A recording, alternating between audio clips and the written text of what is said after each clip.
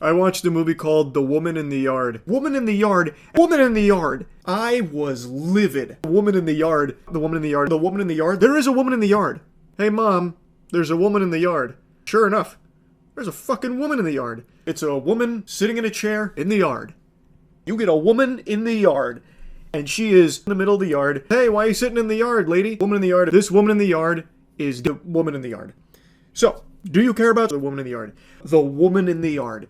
The powers of the woman in the yard. The woman in the yard is getting closer. The woman in the yard gets closer. Get this woman in the yard out of here because she's scaring us. She's just sitting in the yard. We've established the woman in the yard. So now we see the woman in the yard, the woman in the chair, but now she's the woman in the yard. It seems like what happened is they had the woman in the yard. What ends up happening is the woman in the yard, so the woman in the yard is there. She has like a gun to her head. The woman in the yard, there's a lot you can say about this film, but one thing that you can never criticize it for is that it lied to you. There was a fucking woman in that yard for over an hour doing nothing. That's pretty cool. That's about it. See ya.